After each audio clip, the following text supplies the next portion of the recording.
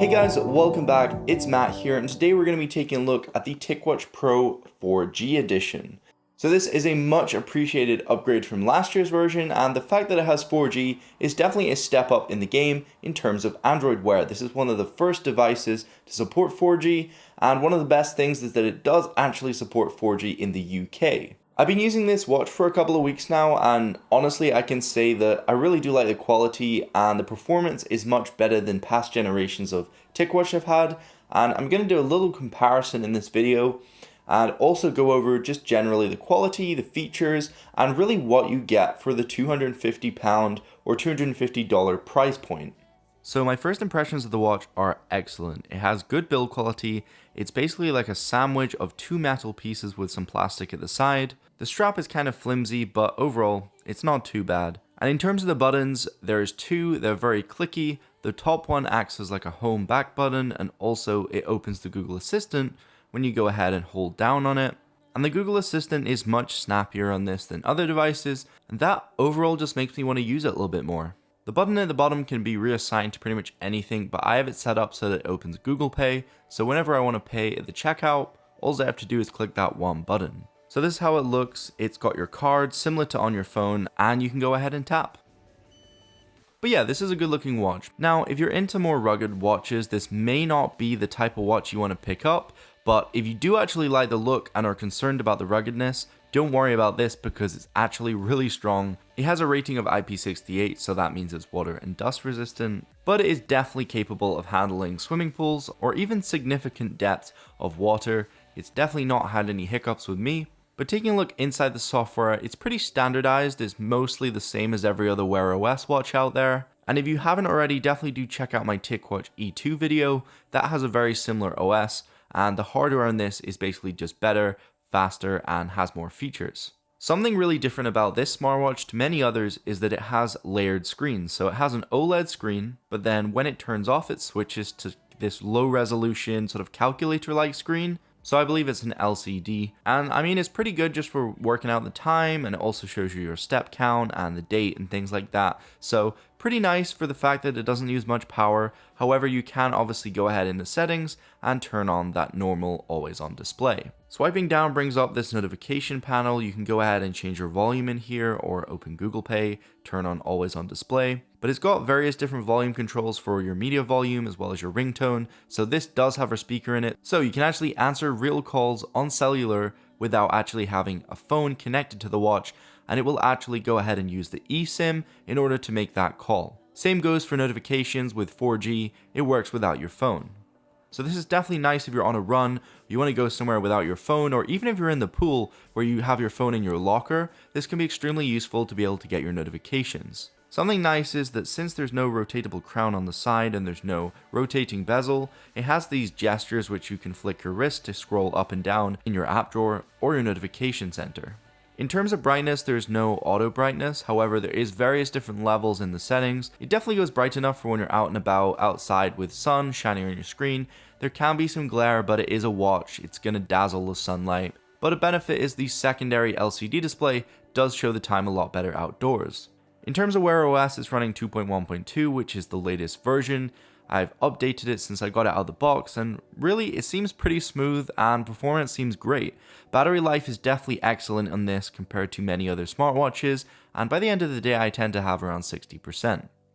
But now we're just going to go ahead and test the water test, the IP68 rating, so dropping it in, it seems okay, nothing's happening, and we can go ahead and click the button. Touch isn't going to respond because it doesn't work underwater, but that's just usual stuff. Pretty much every single touch display doesn't work with water on it. Something nice is they have their own app on this watch which actually allows you to track things like weightlifting, bike riding, swimming, and many more. And something really nice is that when you take the watch out the water, you can go ahead and hold the power button down and click on a button, and it will eject all of the water out the speaker using a set frequency. So similar to the Apple Watch. The Google Fit apps didn't really work that great on this watch compared to the actual built-in ones. They randomly were detecting that I was running and riding bikes and just all sorts of strange things when I was actually just watching TV with my friends. But it's still nice to have the option in case you do want to switch to a third-party fitness app. But in terms of the actual stock app, it does allow you to download an app on your phone so you can go ahead and view all the information by Mobvoi. There isn't as much information as Google Fit, however, it doesn't randomly think that I'm walking places when I'm not. But yeah, it might work better for you. Definitely test it out if you pick up one of these watches. Let me know what you think. But yeah, the random tracking of things I wasn't doing was a little bit odd that I hadn't really experienced before on any sort of wearable device. So Mobvoi is definitely the way to go in terms of stock health apps. Now in terms of setting up the 4G, you're going to want to go to this app called eSIM Assistant, and you're going to want to call up your provider and get an additional plan for the watch, and that will link up using a WAN number. Currently supported in the UK is Vodafone. It's just nice to have that ability in order to phone people or allow people to phone you when you don't have your phone on you. It can also come in handy in emergency situations, and it's just really nice being able to talk to people through the watch. So you can not only go ahead and call people, you can also go ahead and text message them. And something I love about Wear OS over all the other smartwatch OSs out there is that you don't just have the option to speak into the watch and it to predict your text. It allows you to send emojis, it has automatic responses, and it even has a keyboard built in with swipe input. Now side by side, here is the TicWatch Pro 4G on the right next to the TicWatch E2. So obviously there's a £100 price difference, and overall I think you can tell it. The bezels are chunkier on the E2, there's only one button, there's no NFC, which is a big deal for me in terms of Google Pay. There is waterproofing, there's no speaker so you can't answer calls on the watch, and obviously it doesn't have 4G. But in terms of thickness, it's not that much thicker.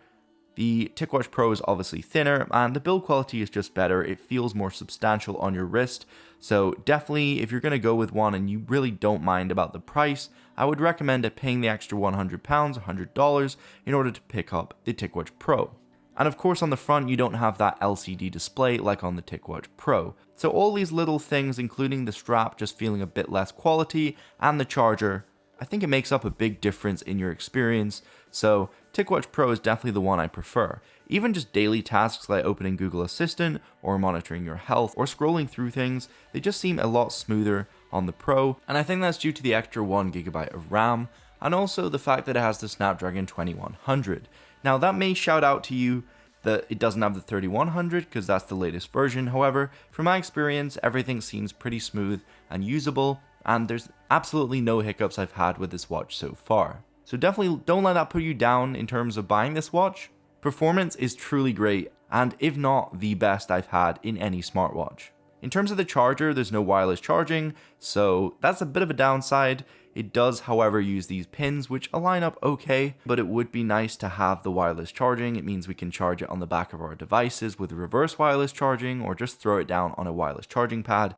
So that is a bit of a downside if you don't have the specific charging cable with you. But I would definitely recommend this watch to anyone who wants an Android Wear watch and they want it to have very good battery life, good performance, and also just have some nifty features packed in the back there. But anyway guys, that is my video. That's sort of my review of the TicWatch Pro 4G, so I really hope you did enjoy. All the links will be down below. Thank you for watching guys, and peace out.